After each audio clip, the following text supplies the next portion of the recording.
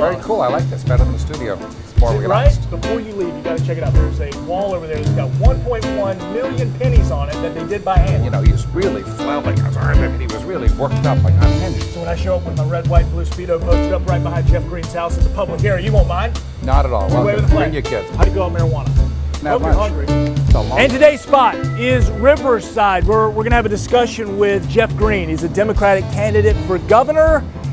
He's from West Palm, and he is a multi-billionaire. And that's a billionaire with a B. So what better place than to come to Kickbacks here in Riverside? Some 200 beers on tap, 1,000 more you can order from the bottle, and a very eclectic menu fit for a billionaire and a 100-aire. This is Open Tab. So you threw your name in, June 1st? Just about, yeah. Yeah, so, I mean, the other guys, you kind of knew they were in it. Republicans, Democrats, either side of it, and you're in June 1. Some would say late to the game, but why get in it now?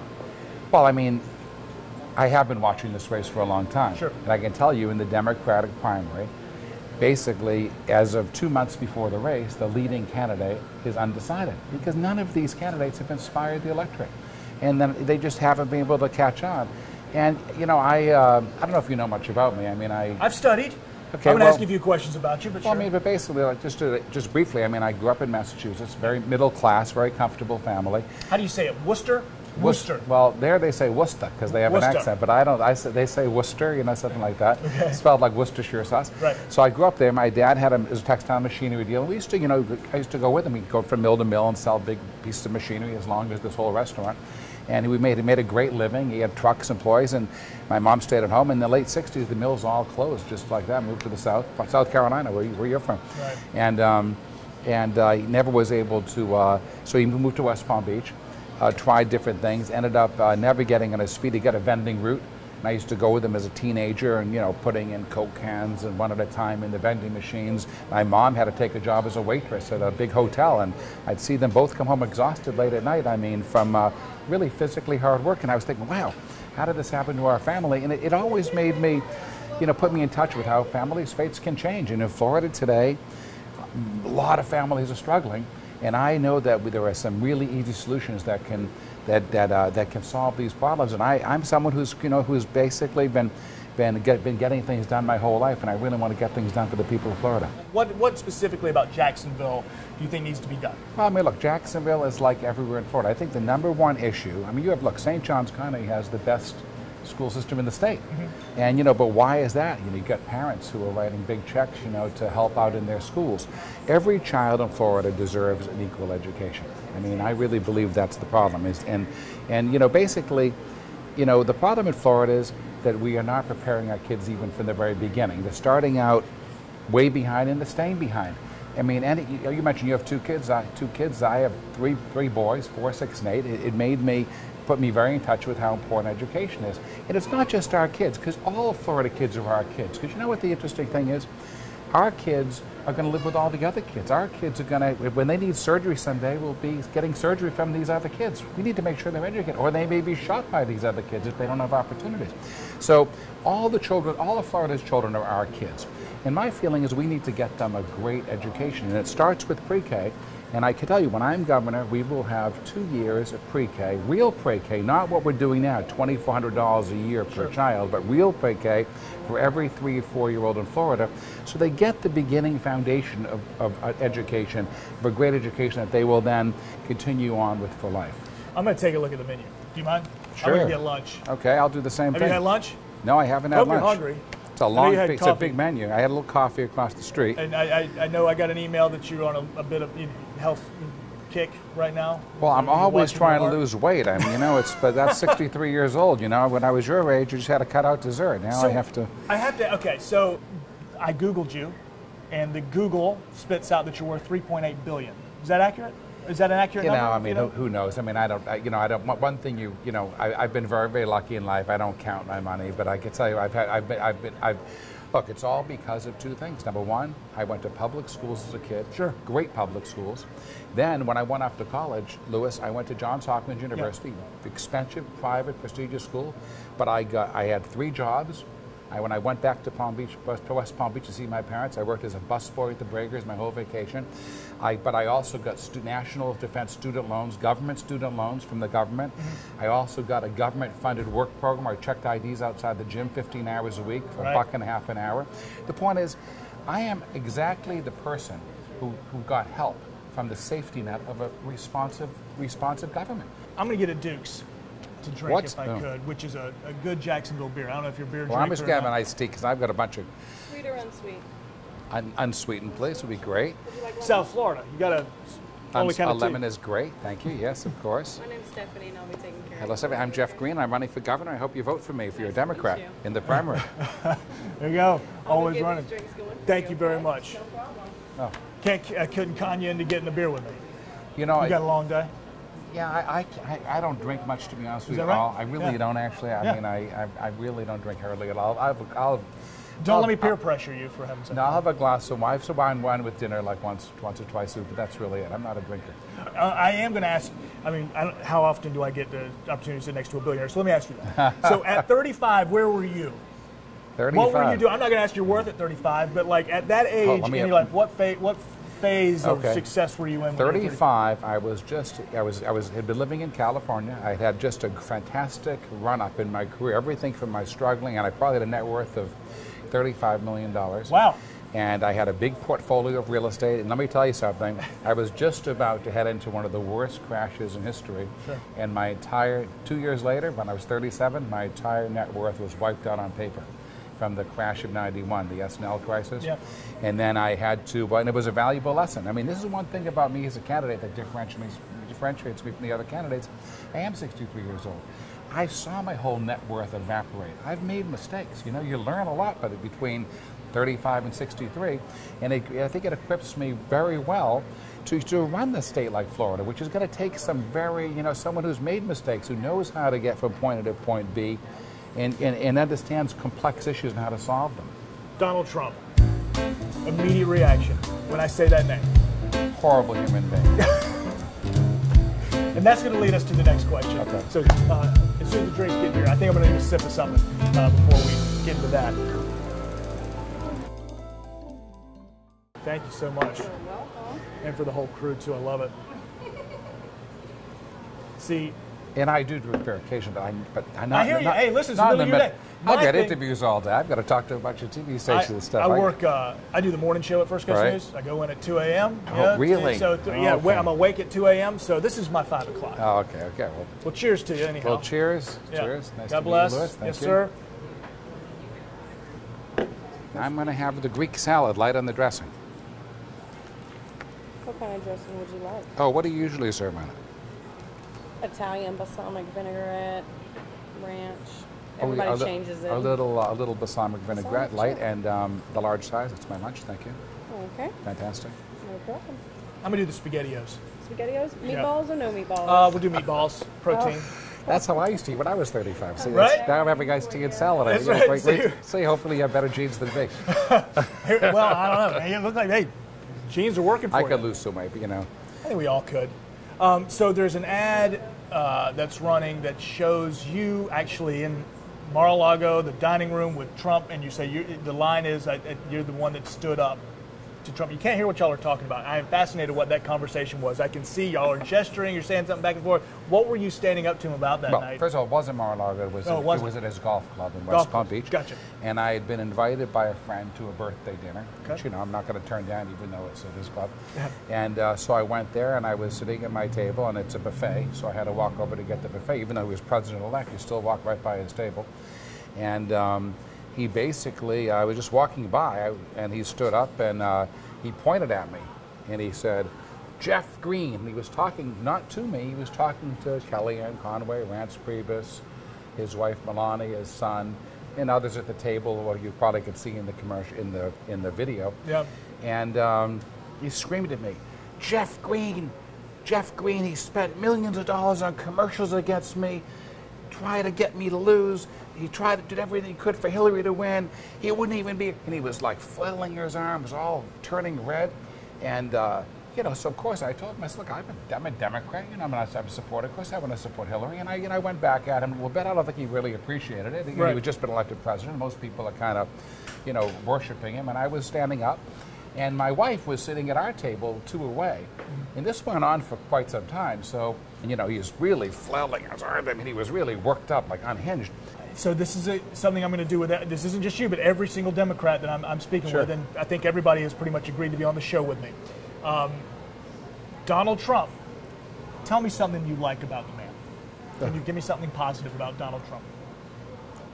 Well, you know, honestly, he's always, prior to that, other than this confrontation, so whenever I've seen him, he was always personable. You know, I mean, as far as, you know, he's a good host. You know, he knows how to, like, you know, he knows how to pat people on the back. You see it in even the way he can do that, and that's a skill he has. But it kind of starts and ends there, unfortunately. And you know, the niceties. You know, Lewis, you're the best reporter I ever talked to. I mean, that's great. But at some point, you know, there should be some more substance. And I saw that when I first met him years ago, and I was thinking, like, where's the substance here? Like, where's the meat? But you do have a unique, of any of the candidates, a unique relationship with the president. I mean, in fact, that you're neighbors. Yeah, I mean, frankly, and you've had these more or less run-ins with the guy.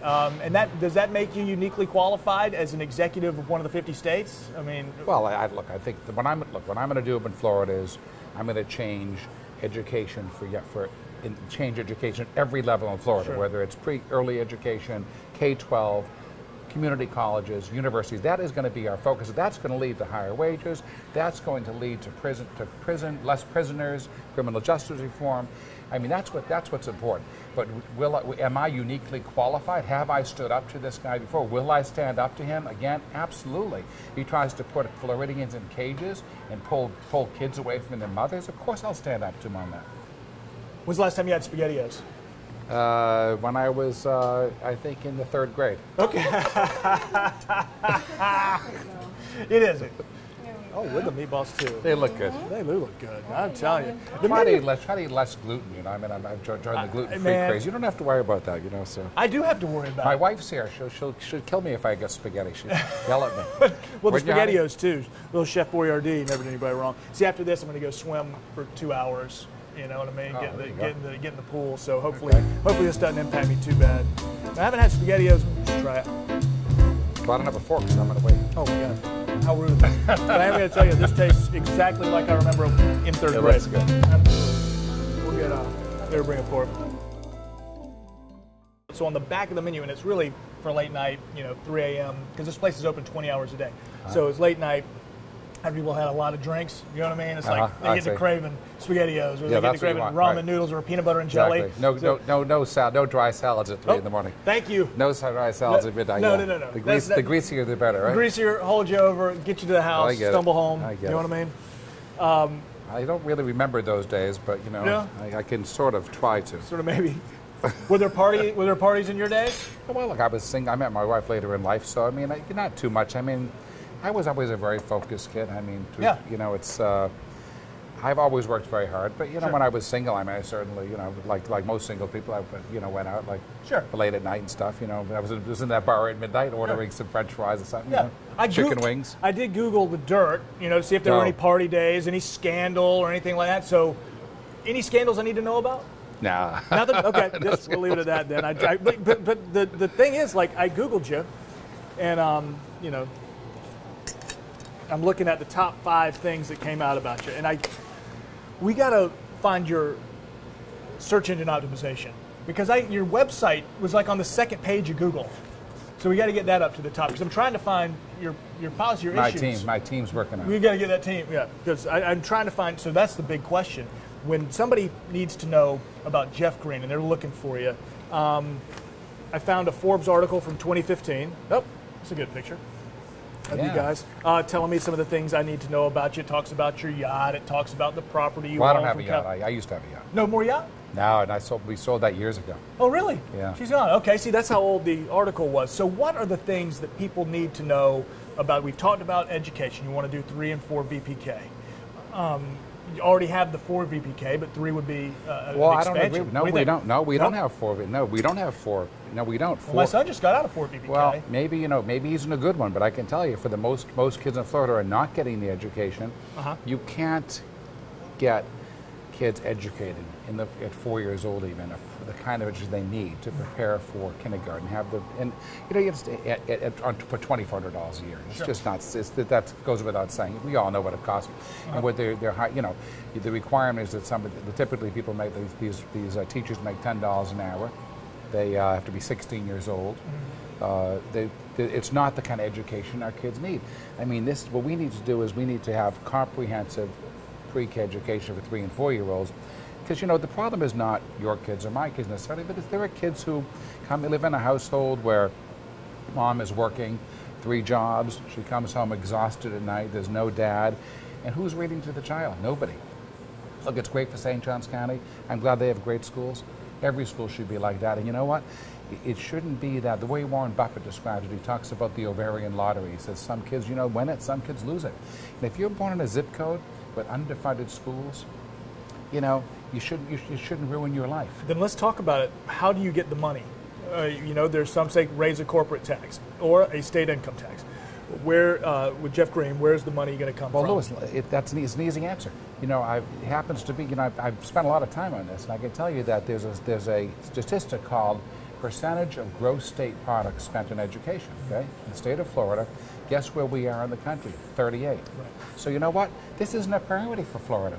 These 20 years of Republican governors it hasn't been a priority to spend money on our children. And so we're 38, we're the 3rd largest state, we're playing 38th in the country in education. So what are we going to do? We're going to move that number up and spend more on education, less on some of these corporate welfare programs, less money. Look how much money we send to these schools without rules, these charter schools, private schools.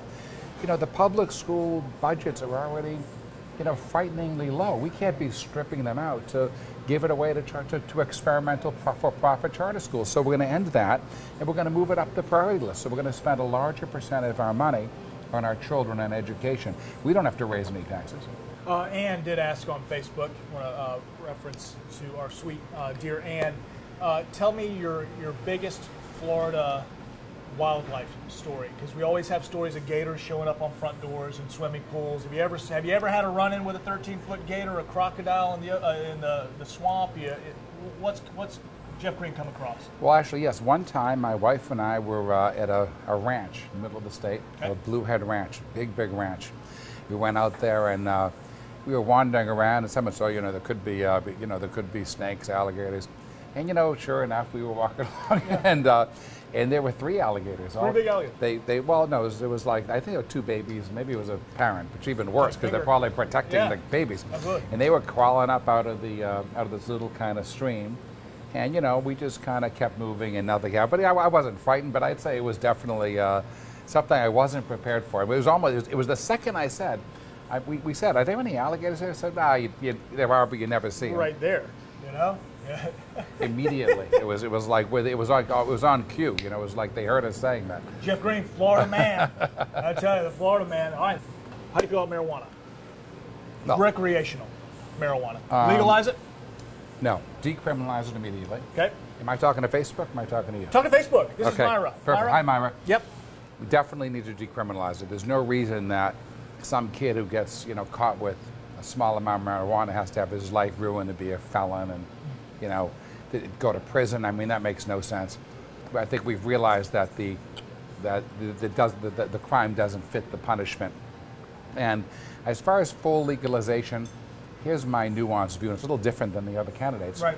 And maybe you'll feel the same way with 2 young kids. So I always think, and I have an 8-year-old son, and I think to myself, okay, what if he's 5 years from now, he's going over to his friend's house, and there's a pack of marijuana cigarettes on the table that belong to the kid's dad or older brother. And all of a sudden, he picks one up and starts smoking marijuana. Right. Now, you could say liquor's around. I get it, but you don't need to put more things around. So I would say, the good news is I always learn from other examples. The good news is it's already been legalized in Colorado now for, I think, a number of years. Washington, Oregon, soon California, I think, Massachusetts. So let's take a look at those places. And let's see, has consumption increased among young people? If it has, we got a problem. If you're seeing kids under 18 are smoking marijuana or using it 30, 40% more, I'd say then, hey, we got to keep it illegal and just not decriminalize it. If on the other hand, consumption hasn't increased at all, then I'd say legalize it, regulate it, tax it, done, end of story. That's okay. I don't want to start. Well, we're here to talk, so. Absolutely. But while you're eating, while I'm eating, down to earth stuff, where's your favorite place to vacation in Florida? Well, the truth of the matter is, we live in Palm Beach. Right. We love it there. We're right on the ocean. Yeah. We have great beaches there. We have so many wonderful, excellent things to do. We don't leave home much. Stay at the house. Have a nice We beach. stay home all the time. Every family loves to, have a chance to take your kids up to Legoland and Disney World, and we've done that. But generally, I think, we find that Palm Beach County is a wonderful place. Yeah, you live on the beach.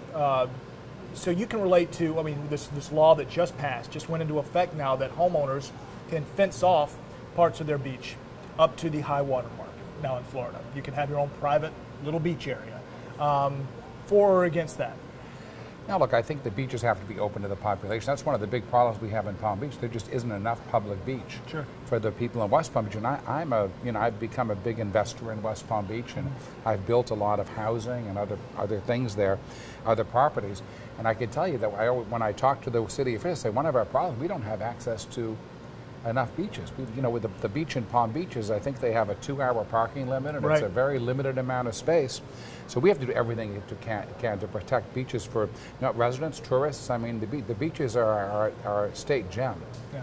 So when I show up with my red, white, and blue Speedo posted up right behind Jeff Greene's house in the public area, you won't mind? Not at all. You wave with the flag. Bring your kids. Bring your kids. Okay. Enjoy. Thank you for your time. I appreciate it. And an open tab checks on me. This time. The next time. Next time, come down to Palm Beach, and we'll take you out. Can't wait. It'll be great. Thank you. Cheers.